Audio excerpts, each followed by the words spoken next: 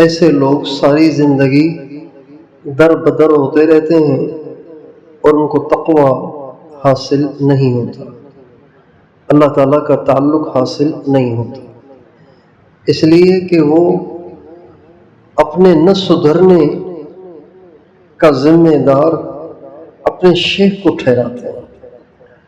اور بہت سے لوگوں کا یہ ذہن ہوتا ہے کہ ہم جس سے بیعت ہو جائے نا، وہ ہمیں سامنے بٹھائے اور سامنے بٹھا کے کوئی ایسی توجہ ڈالے، کوئی ایسا منتر ہم پہ پڑھے کہ ہمارے سارے گناہ ہم سے چھوٹ کر ہم ایک کامل ولی بن کر وہاں سے اٹھیں ایک نشست میں۔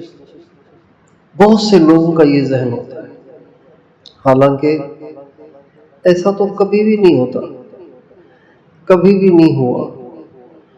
اگر کوئی ایسے واقعات ہمارے بزرگوں کے ہیں تو وہ قاعدہ کلیہ نہیں ہوتے، وہ اللہ تعالیٰ کی طرف سے کوئی خاص فضل ہو جاتا ہے کہ اللہ تعالیٰ کی طرف سے شیخ کو القاء ہوتا ہے، ان کے دل میں اللہ تعالیٰ کی طرف سے الہام ہوتا ہے، اور پھر اللہ تعالیٰ اپنے خزانوں سے شیخ کو ایسی قوت عطا فرما دیتے ہیں کہ شیخ واسطہ بنتا ہے اور پھر شیخ کے توسط سے وہ فیض اگلے کی طرف منتقل ہوتا ہے اور وہ بہت جلد آگے نکل جاتے ہیں۔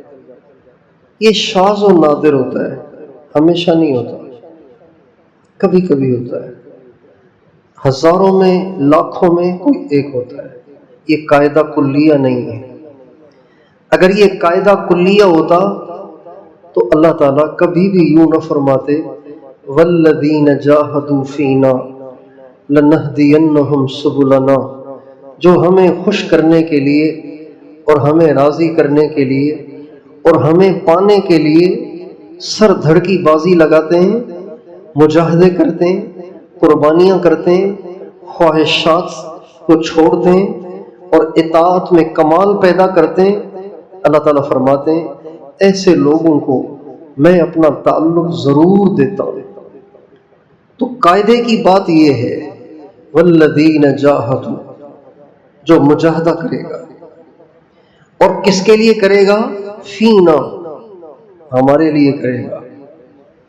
شیطان بڑا ظالم ہوتا ہے، وہ سالکین سے کھیلتا ہے، شیطان سالکین کے ساتھ کھیلتا ہے، چکر دیتا ہے، ان کو دھوکہ دیتا ہے۔ اللہ تعالیٰ نے قرآن پاک میں شیطان کو کہا ہے غرور، غرور۔ اللہ غفور، رؤوف، ودود، اور شیطان غرور۔ فلا تغرنکم الحیات الدنیا ولا یغرنکم باللہ الغرور۔ ہرگز ہرگز شیطان کے چکر میں نہ آنا، وہ بڑا چکر باز ہے۔ یہ اللہ نے قرآن میں کہا ہے، وہ بڑا چکر باز ہے۔ ہر ایک کے ساتھ کھیلنے کے مختلف انداز ہوتے ہیں۔ یہ جو تبلیغ والے ہوتے ہیں نا، تبلیغ والے، یہ ہر ایک کے ساتھ الگ انداز سے ملتے ہیں۔ جو تبلیغ کا مخالف ہوتا ہے اس کے لیے بچھ جاتی ہے، اس لیے کہ اس کو قریب ایسے ہی کیا جائے گا۔ جو اپنا ساتھی ہوگا اس کو بے اصولی پہ ڈانٹ بھی دیں گے، اپنائیں۔ اس کو حکمت کہتے ہیں، اس کو حکمت کہتے ہیں۔ تو شیطان بھی بڑا چکر باز ہے، وہ دینداروں کو الگ طریقے سے گمراہ کرتا ہے، دنیا داروں کو الگ طریقے سے گمراہ کرتا ہے، تبلیغ والے کو الگ ذریعے سے گمراہ کرے گا، مدرسے میں پڑھنے پڑھانے والے کو الگ طریقے سے گمراہ کرے گا، کسی شیخ سے بیعت ہو کر اللہ تعالیٰ کے تعلق میں آگے بڑھنے والے کو الگ طریقے سے گمراہ کرتا ہے۔ پہلے تو یہ ذہن بناتا ہے کہ بس شیخ ہی کرے گا جو کچھ کرے گا، ساڈا پیر کافی ہے، اپنا پیر بس کافی ہے، بس اس کی نظر، اس کی دعا، اس کا فیض، اس کی برکت، بس یہ کافی ہے۔ یہاں پہ کھیلتا ہے اور محروم کرتا ہے۔ دوسرا اس کا چکر یہ ہوتا ہے کہ اگر کوئی سالک محنت بھی کرے، کوشش بھی کرے، تو اسے اللہ کے لیے نہیں کرنے دیتا۔ اب بیچارہ تہجد بھی پڑھ رہا ہے، اوابین بھی پڑھ رہا ہے، اشراق بھی پڑھ رہا ہے، چاشت بھی پڑھ رہا ہے، اور روزانہ 6 8 گھنٹے مراقبہ بھی کر رہا ہے، 3 2.5 2 گھنٹے مراقبہ بھی کر رہا ہے، اور عجیب و غریب خواب بھی آ رہے ہیں، مکاشفے بھی ہو رہے ہیں، زیارتیں بھی ہو رہی ہیں۔ اب وہ یوں کھیلتا ہے کہ اب جب یہ ساری کارگزاریاں میرے شیخ کو پہنچیں گی پھر تو انشاءاللہ بہت جلد خلافت مل جائے گی۔ چنانچہ وہ اعمال والے سالکین کو، مجاہدے والے سالکین کو، قربانی والے سالکین کو یوں نیت کو برباد کر کے گمراہ کرتا ہے اور ان کو کھڈے میں جا کے گراتا ہے۔ اس لیے کہ یہ جاہدو تو ہو گئے لیکن فینا نہیں ہوئے۔ والذین جاہدوا فینا لنہدینہم سبلنا وان اللہ لمع المحسنین۔ دو چیزیں شرط ہیں، مجاہدہ اور فینا، یہ دونوں شرط ہیں۔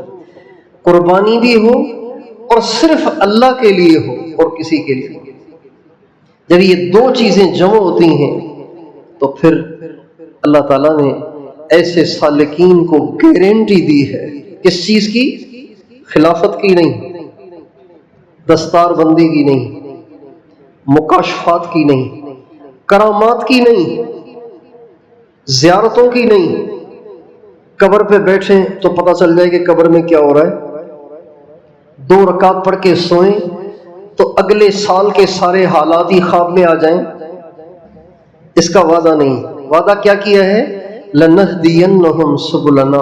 جب تم 2 کام کرو گے، مجاہدہ کرو گے، قربانی کرو گے اور میری رضا کی خاطر کرو گے تو پھر میں تمہیں اپنا قرب عطا کر دوں گا۔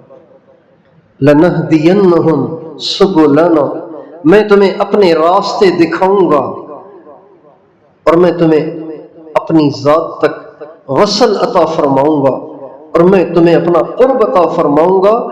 اور یہ اللہ تعالیٰ کے قرب کے ملنے کا اللہ تعالیٰ نے وعدہ کیا ہے۔ علماء کرام کہتے ہیں کہ جب عربی زبان میں کسی کلام کی تاکید کے لیے لام بھی آ جائے شروع میں اور آخر میں نون بھی آ جائے مشدد، تو یہ ایسے ہو جاتا ہے جیسے اگلے نے قسم کھا لی۔ اس میں اتنا وزن ہو جاتا ہے جیسے اگلے نے قسم کھا لی۔ تو گویا اللہ تعالیٰ فرماتے ہیں اے دنیا بھر کے سالکین، اے دنیا بھر کے میرے طلبگاروں، اے دنیا بھر کے میرے قرب کے پیاسوں، اے دنیا بھر میں میرے قرب کی طلب رکھنے والوں، اگر تم مجھے طلب کرنا چاہتے ہو، اگر تم میرا تعلق چاہتے ہو، اگر تم میری محبت چاہتے ہو، اگر تم میری معرفت چاہتے ہو تو 2 کام، ایک تو کرو مجاہدہ قربانی، اور دوسرا نیت بالکل اس کے سوا کوئی نہ رکھو کہ مجھے میرا اللہ مل جائے، بس، اور کوئی نیت نہیں۔ جب یہ 2 نیتیں رکھو گے تو میں تمہیں قسم کھا کر اس بات کی گارنٹی دیتا ہوں کہ میں تمہیں ضرور اپنا قرب عطا کرتا ہوں۔ اللہ کا قرب کتنی بڑی بات ہے۔ ہمارے شہر کے بڑے ہیں مخدوم جمیل الزما صاحب، اگر ان کا کسی سے بہت گہرا یارانہ ہو تو وہ سینہ تان کے شہر میں پھرتا ہے۔ میں جمیل سائیں کا آدمی ہوں، اور یہ خیر پور کی طرف اور یہ سانگھڑ کی طرف پیر پگاروں صاحب کا علاقہ ہے۔ جن کا پیر پگاروں کے ساتھ گہرا تعلق ہو وہ اس علاقے میں سینہ تان کے چلتے ہیں۔ میرا پیر سائیں کے ساتھ تعلق ہے۔ لاہور میں شریف برادران کا زیادہ اثر ہے، نواز شریف، شہباز شریف، سارے جن کا ان سے گہرا تعلق ہوتا ہے وہ لاہور میں سینہ تان کے چلتے ہیں کہ میرا نواز شریف سے تعلق ہے۔ جن کا زرداری صاحب سے تعلق ہو وہ سندھ میں سینہ تان کے چلتا ہے، زرداری صاحب کا آدمی ہوں میں، میری رسائی ہے ان تک، براہ راست میں کال کرتا ہوں، وہ مجھے کال کرتے ہیں۔ ہاں، ان کا نمبر بھی فیڈ ہے میرے پاس، اپنا نمبر۔ سینہ تان کے چلتا ہے۔ آپ بتائیے اس کی شان کے کیا کہنے جس کا اللہ سے تعلق، جس کی اللہ تک رسائی ہو۔ کون اللہ؟ زمین آسمان کا بادشاہ۔ کون اللہ؟ عرش اور فرش کا مالک اللہ۔ کون اللہ؟ سمندروں، پہاڑوں، ہواؤں، فضاؤں، انسانوں، جنوں، فرشتوں، درندوں، پرندوں، چرندوں، پوری کائنات کا خالق اور مالک اللہ، جس کے ساتھ اس کی رسائی ہو، جس تک اس کی رسائی ہو، جس کے ساتھ اس کا تعلق ہو، اس کی کیا شان ہو۔ اسی وجہ سے اللہ والے بادشاہوں کو بھی خاطر میں نہیں لاتے۔ بادشاہ بھی ان کے سامنے چلے جائیں نا تو ان کو لفٹ نہیں کراتے۔ بڑے بڑے وزیر اور بادشاہ وہ بھی جب ان سے ملتے ہیں تو ان کے دل پہ اس کا کوئی اثر نہیں ہوتا۔ آج میرے پاس بادشاہ آیا ہے، آج میرے پاس وزیر آیا ہے، آج میرے پاس وڈیرا آیا ہے، کوئی اثر نہیں ہوتا۔ ہمارے ایک بزرگ تھے حضرت شیخ سلیم چشتی رحمۃ اللہ علیہ، سلیم یا سلیم چشتی۔ میں نے اپنے بزرگوں سے ان حضرت کا نام دونوں طریقے سے سنا، سلیم بھی سنا، سلیم بھی سنا۔ ایک دفعہ اپنی خانقاہ میں بیٹھے ہوئے تھے اور یوں انہوں نے پاؤں پھیلائے ہوئے تھے، ٹیک لگا کے بیٹھے ہوئے ہیں، پاؤں پھیلے ہوئے ہیں، آنکھیں بند ہیں اور مراقبے میں ہیں۔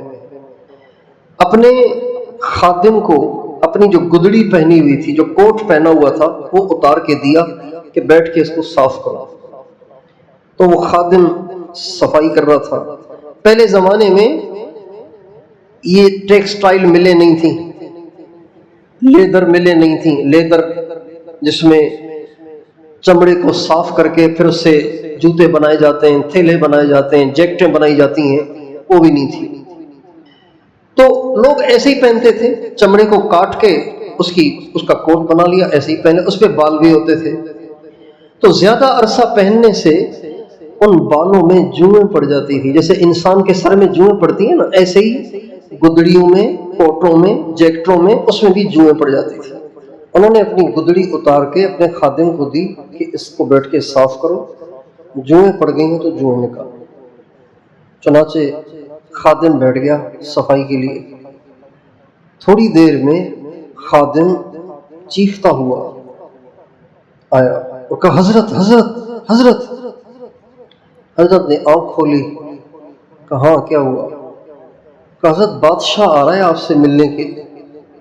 یہ مغلوں کا دور ہے، اس زمانے میں بادشاہی تھی۔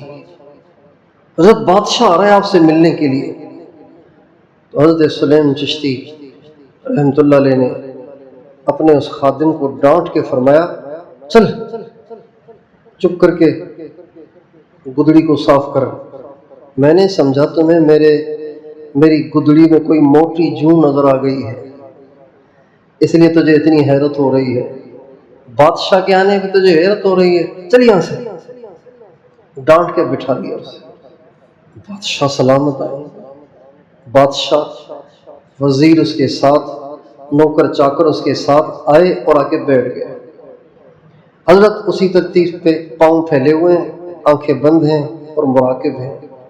جب کافی دیر گزر گئی، انہوں نے پاؤں ہی نہیں سمیٹے اور سر اٹھا کے دیکھ ہی نہیں رہے، تو وزیر کو یہ بات بری لگی اور وزیر نے حضرت سلیم چشتی سے کہا، حضرت یہ آپ نے پاؤں کب سے پھیلائے ہوئے ہیں کہ سمیٹنے کا نام ہی نہیں لے رہے؟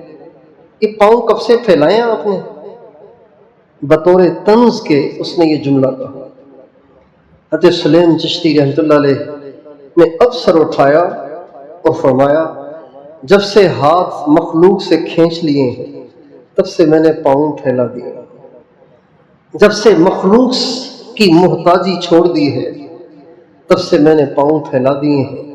جو مخلوق سے لیتا ہے نا تو وہ مخلوق کے سامنے تو پھر اسے محتاجی کا مظاہرہ کرنا پڑتا ہے۔ جب یہ جواب دیا تو وزیر کے پاس اگلی بات تو تھی نہیں، تو کہا کہ جی پھر بھی بادشاہ آئے ہیں تو کچھ تو لحاظ کرنا چاہیے۔ تو فرمانے لگے بادشاہ ہوگا تیرا، میرے تو غلاموں کا بھی غلام ہے۔ تو اب وزیر کو لگ گئی آگ، اس نے کہا کہ یہ غلاموں کا غلام کیا مطلب؟ غلامی کہہ دیتے، چلو کہنا تھا تو غلاموں کا غلام کیا مطلب؟ فرمایا یہ نفس کا غلام ہے اور نفس ہمارا غلام ہے، اس لیے یہ میرے غلام نفس کا غلام ہے۔ اللہ پاک سے جب تعلق بن جائے تو پھر بادشاہ کی بھی دل سے اہمیت ختم ہو جاتی ہے۔ تو اللہ تعالیٰ کا تعلق اتنی عظیم الشان دولت ہے کہ اس سے بڑی دولت دنیا میں کوئی اور ہے ہی نہیں۔ اور اس تعلق کے ملنے کے لیے اللہ تعالیٰ نے دو چیزوں کی شرط لگائی ہے، مجاہدہ اور اخلاص۔ جاہدو بھی ہو اور فینا بھی ہو، مجاہدہ بھی ہو اور اللہ کی رضا کے لیے بھی ہو، کوئی دنیاوی غرض نہ ہو، کوئی اور طلب نہ ہو، کوئی اور آرزو ارمان نہ ہو۔ بعض لوگوں کو یہ خواہش ہوتی ہے مجھے زیارتیں ہوں، یہ بھی ایک خواہش ہے۔ بعضوں کو خواہش ہوتی ہے کہ مجھے مستقبل کے حالات معلوم ہوں، یہ بھی خواہش ہوتی ہے۔ اب کیا ہوگا، اب کیا ہوگا، اب کیا ہوگا، آئندہ کے حالات کا تجسس، یہ بھی بعض لوگوں کی خواہش ہوتی ہے۔ اور بعض لوگوں کی خواہش ہوتی ہے، ابھی کچھ دن پہلے ایک جگہ جانا ہوا تو ایک ساتھی بیٹھے تھے پاس، تو کہنے لگے کہ جی یہ جو کشف القبور ہوتا ہے یہ کیسے ہوتا ہے؟ یعنی قبر کے پاس بیٹھ کے پتہ چلے کہ قبر والے کے ساتھ کیا بیت رہی ہے، قبر والا کس حال میں ہے، قبر والے سے بات چیت ہو جائے، اس کے لیے کیا کرنا چاہیے؟ تو بہت سے لوگوں کے یہ سارے ذہن ہوتے ہیں اور یہ ساری سوچیں ہوتی ہیں اور پتہ نہیں کیا کیا ان کے دل دماغ میں کھچڑیاں ہوتی ہیں۔ اللہ تعالیٰ نے اپنے قرب کے لیے اس بات کی شرط لگا دی کہ کوئی طلب نہ ہو، طلب صرف اس بات کی ہو اللہ راضی ہو جائے، اللہ کی رضا مل جائے۔ زیارتیں ہوں بہت اچھا، نہ ہو کوئی بات نہیں۔ حضرت شیخ مولانا زکریا صاحب رحمۃ اللہ علیہ نے ایک شعر لکھا ہے، اس سے پہلے لکھا ہے بہت سے لوگ ایسے ہوتے ہیں ساری زندگی وہ نیکی کی زندگی گزارتے ہیں، تقویٰ پرہیزگاری کی زندگی گزارتے ہیں، لیکن ان کو کبھی زیارت نہیں ہوتی۔ پھر اس پہ شعر لکھا ہے اريد وصاله ويريد هجري فأترك ما يريد لما أريد فأترك ما أريد لما يريد أريد وصاله ويريد هجري فأترك ما أريد لما يريد۔ میں اس سے ملاقات چاہتا ہوں، اس کا دیدار چاہتا ہوں، اس کا وصل چاہتا ہوں، اور وہ مجھ سے دور رہنا چاہتا ہے، مجھ سے اوجھل رہنا چاہتا ہے، مجھ سے چھپنا چاہتا ہے۔ بس میں نے اپنی خواہش کو اس کی خواہش پہ قربان کر دیا، یہی اصل عشق ہے۔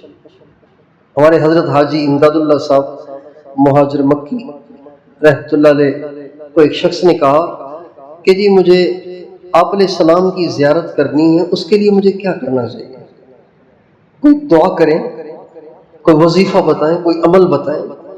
تو حضرت حاجی امداد اللہ صاحب فرمانے لگے بھائی آپ کی تو بڑی ہمت ہے کہ آپ اتنی بڑی تمنا کرتے ہیں، ہم تو یہ تمنا نہیں کر سکتے کہ ہم زیارت کریں۔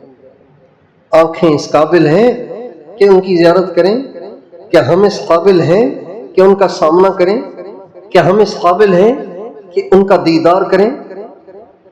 ان کے دیدار کا مطالبہ بھی اپنے کچھ ہونے کا دعویٰ ہے۔ یعنی اب میں ایسا ہو گیا ہوں کہ میں ان کی بھی زیارت کر سکتا ہوں اور ان سے بھی ملاقات کا شرف پانے کے قابل ہو گیا ہوں، یہ بھی تو ایک دعویٰ ہے۔ اس لیے اللہ تعالیٰ نے عجیب الفاظ فرمائے ہیں والذین جاہدوا فینا، جو مجاہدے کرے، قربانیاں کرے، اور لنا نہیں فرمایا، والذین جاہدوا لنا یہ نہیں فرمایا، من اجلنا یہ بھی نہیں فرمایا، ابتغاء مرضاتنا یہ بھی نہیں فرمایا، بلکہ فرمایا فینا، جو مجاہدہ کرے ہم میں ڈوب کر کہ ہمارے سوا اس کے دل دماغ میں کوئی خیال اور دھیان اور آرزو اور ارمان اور خواہش ہو ہی نہیں۔ جب آدمی کسی چیز کے اندر چلا جاتا ہے تو اندر جانے کے بعد پھر وہ اس سے لا تعلق نہیں ہوتا۔ یہ میری تسبیح ہے، یہ میری جیب کے اندر ہے، یہ میری تسبیح ہے، یہ میری جیب کے اندر ہے، تو میری جیب کے اندر ہوتے ہوئے کسی اور جگہ جا سکتی ہے؟ میری جیب میں بھی ہے اور سامنے ٹیبل پہ بھی ہے، یہ کیسے ہو سکتا ہے؟ بھئی تو میری جیب کے اندر ہے تو اندر والی چیز کہیں اور کیسے ہوگی؟ وہ تو اندر ہی ہوگی نا۔ پانی گلاس میں ہے، جب وہ پانی گلاس میں ہے تو گلاس سے باہر نہیں ہے، گلاس میں ہی ہے۔ اللہ تعالیٰ فرماتے ہیں مجاہدے کرو اس طرح سے کہ تم مجھ میں ہو جاؤ، پھر میں تمہیں گارنٹی دیتا ہوں کہ میرا تعلق تمہیں میں ضرور عطا کروں گا۔ ایک سالک کے لیے ایک بہت بڑی بشارت ہے یہ، اللہ کے تعلق کے طلبگار کے لیے ایک بہت بڑا آسرا ہے یہ آیت بہت بڑا آسرا ہے اس کے لیے کہ تم بس دو کام کر کے دے دو مجھے، ایک مجاہدہ اور ایک فینا، کہ میرے سوا کچھ نہ چاہو، جو مجاہدہ کرو صرف اس لیے کرو کہ میں راضی ہو جاؤں اور میرا تمہیں قرب مل جائے، میرا تمہیں تعلق مل جائے، اس کے علاوہ تمہاری کوئی خواہش نہیں ہونی چاہیے۔ ہمارے نبی سے کسی صحابی نے کہا یا رسول اللہ، ایک آدمی میدان جہاد میں جاتا ہے تو وہ اللہ کی رضا بھی چاہتا ہے لیکن لوگوں میں واہ بھی چاہتا ہے، اس کا کیا حکم ہے؟ تو ہمارے نبی خاموش رہے۔ حضرت جبریل علیہ السلام سورہ کہف کی آخری آیتیں ہمارے نبی کے پاس لے آئے اور آ کے ہمارے نبی کو آخری آیتیں سنائیں۔ فمن کان یرجو لقاء ربہ فلیعمل عملا صالحا ولا یشرک بعبادۃ ربہ احدا، جو اللہ سے ملاقات پر ایمان رکھتا ہے اسے چاہیے کہ اللہ کے لیے خالص عبادت کرے، اللہ کے ساتھ کسی کو شریک نہ کرے۔ مجاہدہ عبادت ہے اور عبادت میں کسی کو شریک کرنا ہی شرک ہے، اس لیے بہت سے سالک بیعت ہو جانے کے بعد بھی بن نہیں پاتے، سدھر نہیں پاتے، ترقی نہیں کر پاتے، ویسے کے ویسے رہتے ہیں، اور جیسا اللہ کا قرب ان کو ملنا چاہیے، جیسا اللہ کا تعلق ان کو ملنا چاہیے نہیں مل پاتا، تو ان دونوں چیزوں میں سے کہیں فالٹ ہوتا ہے، ان دونوں چیزوں میں سے کہیں کمی ہوتی ہے۔ اچھا مجاہدہ کیا ہے؟ مجاہدہ کھانا چھوڑنا نہیں، مجاہدہ پینا چھوڑنا نہیں، مجاہدہ نیند کو چھوڑنا نہیں، یہ مجاہدہ نہیں، یہ مجاہدہ مطلوب بھی نہیں ہے، چونکہ یہ ضروریات ہیں، کھانا ضرورت ہے، سونا ضرورت ہے۔ جب ہم نئے نئے داخل ہوئے رائن میں تو حاجی صاحب کو دیکھتے تھے اور عجیب ہستی تھے، وہ متاثر ہوئے بغیر آدمی رہ نہیں سکتا تھا ان سے، تو جیسے کوئی کسی کا آئیڈیل ہوتا ہے نا، تو وہ آئیڈیل ہوتے تھے، ان کو دیکھتے تھے، ایسے چلنے کی کوشش کرتے تھے، ان کے جوانی کے مجاہدات سنتے تھے، پھر خود بھی ویسے کرنے کی کوشش کرتے تھے، ان پہ تو آگے تھے، ہم جان کے کرتے تھے تاکہ ہم بھی ایسے بنے۔ چنانچہ بہت سے طلباء نے مجاہدے شروع کیے، ان میں میں بھی تھا۔ نتیجہ یہ ہوا کہ ان میں سے کئی سارے لڑکے پاگل ہو گئے۔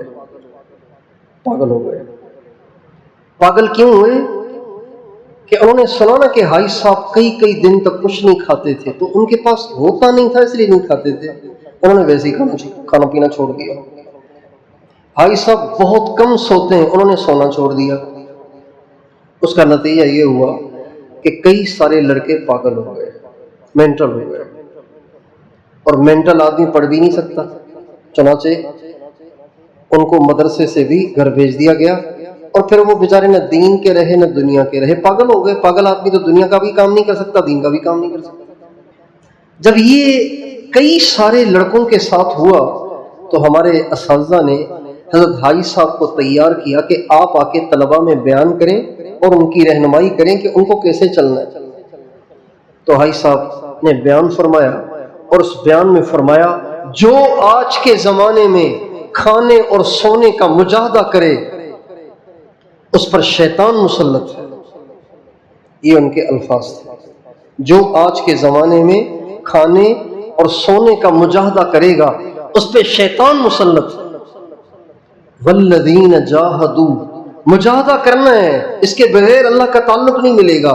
کون سا مجاہدہ؟ کھانا بھی نہیں چھوڑنا، سونا بھی نہیں چھوڑنا۔ پھر کون سا مجاہدہ؟ مجاہدہ کون سا؟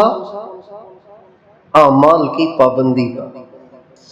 نفس کہتا ہے ابھی تو ہمت نہیں ہے، بعد میں کر لیں گے مراقبہ، بعد میں کوئی اور کام آ گیا، مراقبہ رہ گیا۔ نفس کہتا ہے استغفار تو چلتے پھرتے پڑھ لو، مراقبہ کر لینا بیٹھ کے، استغفار درود شریف تو چلتے پھرتے پڑھ لو۔ بھائی بیٹھ کے کیوں نہیں کر رہے؟ ٹائم نہیں ہے کیا؟ نہیں بس ہمت نہیں ہو رہی اس لیے چلتے پھرتے پڑھ رہا ہوں۔ یہ ہے مجاہدہ۔ جی چاہے نہ چاہے اپنے آپ کو جکڑ کے بٹھائے، مراقبہ کرنا ہے، درود شریف پڑھنا ہے، استغفار کرنا ہے۔ جب یہ والا مجاہدہ انسان کر لیتا ہے تو پھر گناہوں کو چھوڑنے والا مجاہدہ آسان ہو جاتا ہے۔ جو اعمال پر استقامت والا مجاہدہ کر گیا، ساری دنیا اس کے سامنے ننگی کھڑی کر دیں تو وہ گناہوں سے بچنے والا مجاہدہ بھی کر لے گا۔ اعمال کا مجاہدہ گناہوں سے بچنے والے مجاہدے کی استعداد پیدا کرتا ہے۔ پہلے زمانے میں ٹانگے ہوتے تھے، ٹانگے گھوڑے کو ایک ریڑھے میں باندھتے تھے، اس میں لوگ بیٹھتے تھے اور گھوڑا ان کو لے کے چلتا تھا۔ ہم اسکول ٹانگے میں جاتے تھے، لیکن گھوڑا ٹانگے میں پہلے دن نہیں باندھا جاتا تھا، چونکہ ٹانگے میں گھوڑا مقید ہو جاتا ہے۔ دائیں بھی ایک لمبا ڈنڈا ہوتا ہے، بائیں بھی ایک لمبا ڈنڈا ہوتا ہے، نہ ادھر جا سکتا ہے نہ ادھر جا سکتا ہے۔ پیچھے اس کے ریڑھا ہوتا ہے، منہ میں اس کے لگام ہوتی ہے اور وہ بیچارہ ہل بھی نہیں سکتا گھوڑا، تو ایک پابندی ہوتی ہے۔ اب وہ جو گھوڑا ہے وہ تو ساری زندگی آزاد رہا، اب ٹانگے میں اس کو باندھتے تو وہ چلتا ہی نہیں ہے، لہٰذا ٹانگے میں باندھنے سے پہلے اس گھوڑے کو تربیت دی جاتی تھی۔ کیسے؟ کہ اس کے پیچھے تختہ باندھا جاتا تھا، ایک چھوٹا سا تختہ جس پہ ایک آدمی کھڑا ہو سکے، تختہ چھوٹا سا، اور اس کے منہ میں رسی ڈالتے تھے اور اس رسی کے دونوں طرفوں کو ایک آدمی تختے پہ کھڑے ہو کے پکڑتا تھا اور اس گھوڑے کو ہاتھ مارتا تھا کہ اب چل۔ اب ایک تختہ، چھوٹا سا تختہ، اس پہ ایک آدمی، اس کو گھسیٹنا گھوڑے کے لیے اتنا مشکل نہیں ہوتا۔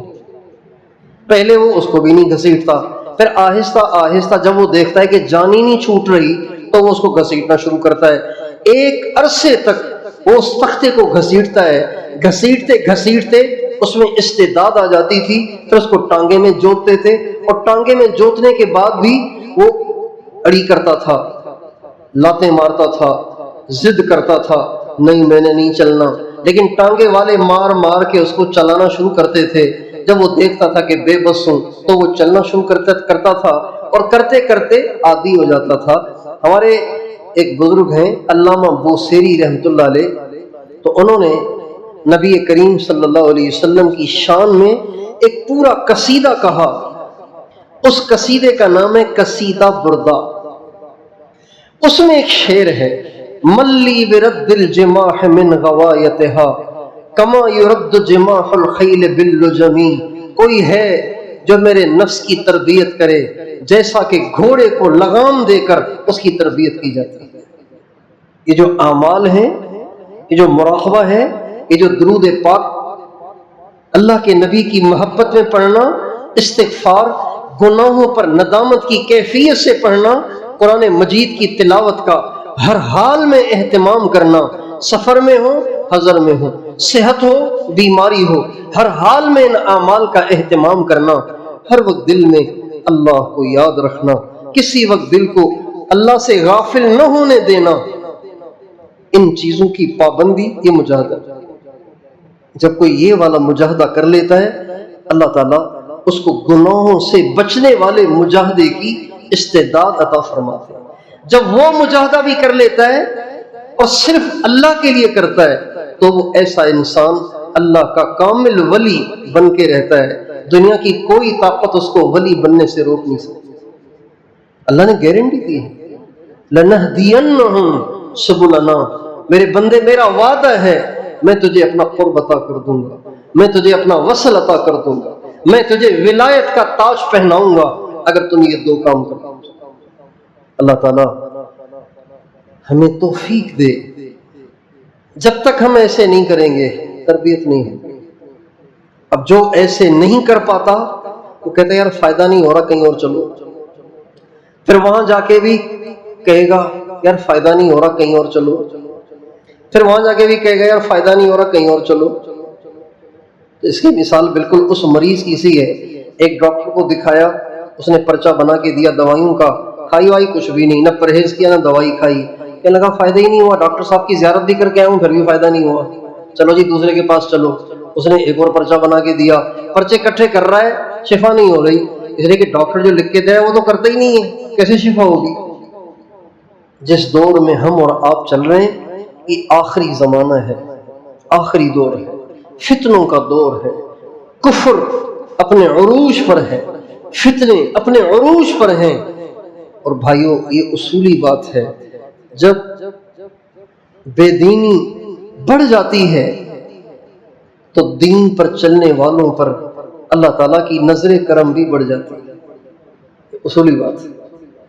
بے دینی کا ماحول جتنا زیادہ ہوگا اللہ کو راضی کرنا اتنا آسان ہو جائے گا. سارے آس پاس ولی ہوں، کوئی بے دینی نہ ہو، آپ 100% اللہ کو دکھائیں گے پھر کہیں جا کے بخشش ہوگی. لیکن اگر ہر طرف بے دینی ہی بے دینی ہو، آپ تھوڑا سا بھی اللہ کو کر کے دکھائیں گے اللہ خوش ہو جائے گا. ہمارے بزرگوں نے بڑے مجاہدے کیے، بڑی قربانیوں کی، بڑے اعمال کیے، تب کہیں جا کے ان کو اللہ کا قرب ملا.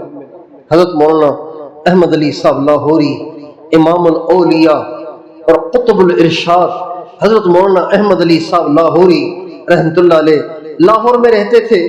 تو لاہور میں بے دینی بہت زیادہ تھی، تو فرمایا کرتے تھے لاہور والوں، میں نے ایک دولت کو اپنے شیخ کی صحبت میں فاقوں کے ساتھ 12 برس میں حاصل کیا ہے. میں نے ایک دولت کو کیسے حاصل کیا ہے؟ اپنے شیخ کی صحبت میں رہ کر. کتنے سال میں؟ اور یہ 12 سال کیسے گزارے ہیں؟ فاقوں کے ساتھ. کھانے کے لیے کچھ نہیں ملتا. یہاں تو ہم 1.5 گھنٹے کی مجلس لگاتے ہیں، ماشاءاللہ اوپر کبھی دال چاول ہوتے ہیں، کبھی گوشت ہوتا ہے، کبھی سبزی ہوتی ہے، گرما گرم تندور سے روٹی نکل رہی ہوتی ہے. اگرچہ آپ کی شان کے مطابق تو نہیں ہوتی، گھر جیسی نہیں ہوتی، لیکن مفت میں تو مل رہی ہے نا، پیسے تو نہیں دے رہا کوئی. مولانا احمد علی صاحب لاہوری فرماتے ہیں میں نے 12 برس اپنے شیخ کی صحبت میں رہ کر فاقوں کے ساتھ گزارا ہے، اور اس میں جو میں نے دولت حاصل کی ہے، لاہور والوں اگر تم 4 سال کے لیے آ کے میرے پاس پڑ جاؤ اور اپنی جیب سے خرچہ کرو تو وہ دولت جو میں نے 12 برس میں حاصل کی ہے تمہیں 4 سال میں دے دوں. پھر فرماتے تھے پھر جب وہ دولت تمہیں دے دوں پھر تم کسی قبرستان کے پاس سے گزر جاؤ تو ہر قبر تمہیں بتائے گی کہ وہ جنت کا باغ ہے یا جہنم کا گڑھا ہے. جتنے فتنے بڑھیں گے اتنا اللہ کے تعلق کو حاصل کرنے کے لیے تھوڑی محنت بھی کافی ہو جائے گی، تھوڑی قربانی بھی کافی ہو جائے گی. جتنا کفر بڑھے گا، جتنے فتنے بڑھیں گے، جتنی بے دینی بڑھے گی، اتنی اللہ تعالیٰ کے قرب کو حاصل کرنے میں مجاہدے کی مقدار کم سے کم بھی کافی ہو جائے گی. ہمارے بزرگوں نے ایسے مجاہدے کیے جو میں نے بتایا 12 برس. ہمارے حاجی صاحب کے جو شیخ تھے شاہ عبد القادر رائے پوری رحمۃ اللہ علیہ، انہوں نے اپنے شیخ کی صحبت میں 15 سال گزارے. اور وہ بھی فاقے کے ساتھ، 24 گھنٹے میں کھانا نہیں ملتا تھا۔ فرماتے تھے جس شیخ سے میں بیعت ہوا، جن کے پاس میں رہنے لگا، حضرت شاہ عبد الرحیم صاحب رائے پوری رحمۃ اللہ علیہ، وہ 24 گھنٹے میں کھانا کھاتے ہی نہیں تھے، صرف شام کو چائے کی پیالی پیتے تھے بس، اور کھانا وانا کچھ نہیں کھاتے تھے۔ اور جو چائے کی پیالی پیتے تو اس سے جو پتی بچتی تھی، چھاننے کے بعد پتی بچتی ہے نا، وہ پتی میں کھا لیا کرتا تھا، چائے وہ پیتے تھے، پتی میں کھا لیا کرتے تھے۔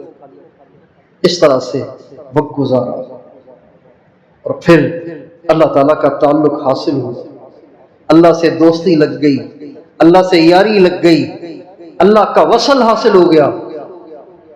ہمارے حضرت جی مولانا انعام الحسن صاحب رحمۃ اللہ علیہ جو تبلیغ کے تیسرے امیر تھے، روزانہ 40,000 مرتبہ اللہ کے نام کا ذکر کرتے تھے۔ کتنی دفعہ؟ پوری دنیا کا امیر 40,000 مرتبہ اللہ کے نام کا ذکر کرتے تھے۔ آپ حساب لگائیے کہ اس میں کتنے گھنٹے لگیں گے۔ یہ ذکر لسانی تھا، یہ ذکر لسانی زبان والا ذکر تھا، 40,000 مرتبہ۔ حضرت مولانا احمد علی صاحب لاہوری رحمۃ اللہ علیہ روزانہ 10,50,000 دفعہ اللہ کا نام لیتے تھے روزانہ، لیکن یہ ذکر قلبی تھا، زبان سے نہیں، دل سے۔ 10,50,000 مرتبہ روزانہ۔ اور ہمارے ساتھی 20 منٹ صبح 20 منٹ شام بھی مراقبہ نہیں کرتے، پتہ نہیں وہ کیا چاہتے ہیں بننے کے لیے، پتہ نہیں کیا چاہتے ہیں، منتر شو چاہتے ہیں۔ اس لیے میرے دوستوں، آپ سارے دوستوں سے درخواست ہے، اعمال کا اہتمام کریں، مجاہدہ کریں اور اخلاص پیدا کریں۔ کسی نفس کی طرف سے آنے والے خیال پر، شیطان کی طرف سے آنے والے وسوسے پہ توجہ نہ دیں، اور اپنے آپ کو اس بات کو تسلیم کروائیں، اپنے آپ سے تسلیم کروائیں، نہیں مجھے اللہ چاہیے، بس مجھے کچھ نہیں چاہیے، میں صرف اللہ کو پا کر مرنا چاہتا ہوں۔ کوئی تجھ سے کوئی کچھ مانگتا ہے، میں تجھ سے تجھی کو خدا مانگتا ہوں۔ کوئی تجھ سے کوئی کچھ مانگتا ہے، میں تجھ سے تجھی کو خدا مانگتا ہوں۔ کوئی مجھ سے پوچھے میں کیا چاہتا ہوں، میں اپنے خدا سے خدا چاہتا ہوں۔ وہ ہو جائے میرا، میں ہو جاؤں اس کا، یہی رات دن میں دعا مانگتا ہوں۔